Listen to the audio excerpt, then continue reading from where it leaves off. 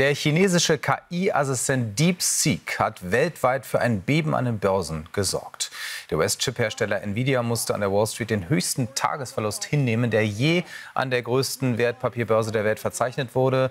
Nvidia fiel um 17%. Das entsprach fast 600 Milliarden Dollar Verlust. Auch andere Chipwerte brachen massiv ein. Auslöser waren Berichte, dass der chinesische KI-Assistent DeepSeek nicht nur deutlich billiger ist als etablierte KI-Anwendungen wie etwa ChatGPT, sondern auch außerdem noch viel schneller. US-Präsident Trump forderte dann die US-Computerindustrie auf, die Herausforderung anzunehmen und den Wettkampf gegen DeepSeek zu gewinnen. Der KI-Wahnsinn weltweit, fragen wir nach bei Benedikt Fußt, Welt-IT-Reporter. Hallo. Hallo, freue mich. Also da werden ja schon unglaubliche Summen aufgerufen, sowohl was jetzt Verluste an den Börsen angeht, aber auch was die Investitionen angeht. 500 Milliarden Dollar hört man da, will die Trump-Regierung in den USA investieren. Wo bleibt eigentlich Deutschland bei der KI-Industrie? Die 500 Milliarden sind erstmal eine schöne politisch ambitionierte Summe. Da freut sich der Herr Trump darüber, wenn so eine Ankündigung dann direkt zu seiner Amtszeitbeginn kommt. In Deutschland muss man es ein bisschen differenzierter sehen. Natürlich können wir mit solchen Summen nicht mithalten. Aber wie die Chinesen gerade bewiesen haben, man braucht sie vielleicht auch gar nicht. Ich habe gestern mit einem Experten des Deutschen Instituts für KI-Forschung gesprochen, mit dem DFKI. Und der sagte, eigentlich zeigt das, welche Chancen da jetzt immer noch sind.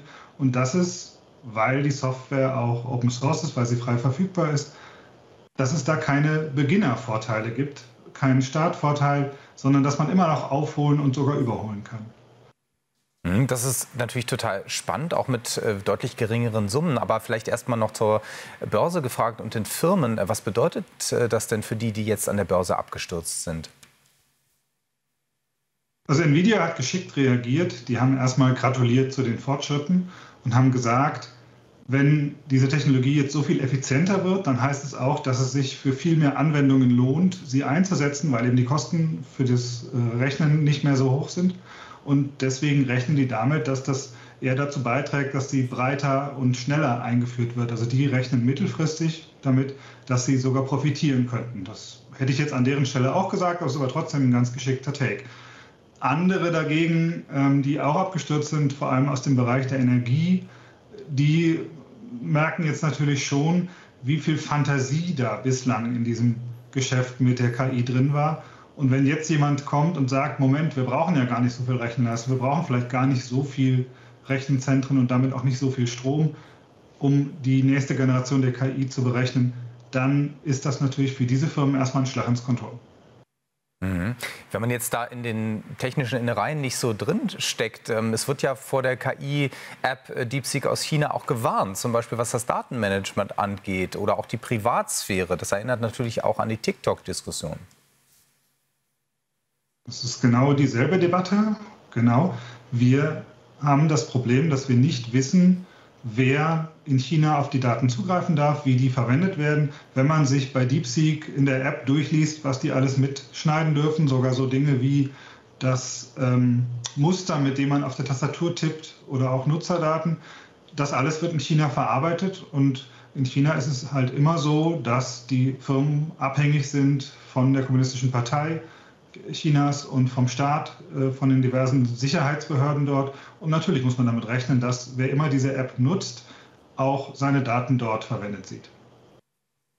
Aber das bedeutet ja eigentlich, dass man das jetzt einfach gar nicht so ungeprüft annehmen und übernehmen kann. Also braucht es da noch eine ganze Reihe von Zwischenschritten, bis wir soweit sind, dass wir diese Anwendungen eben auch wirklich nutzen können?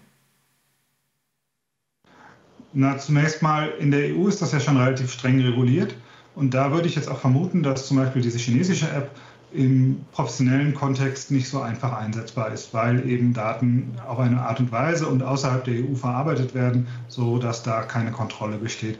Aber diese App, die DeepSeek-Leute jetzt veröffentlicht haben, das ist Open-Source-Software. Das kann jeder nehmen und auf seinen eigenen Servern mit seinen eigenen Daten verwenden oder weiterentwickeln.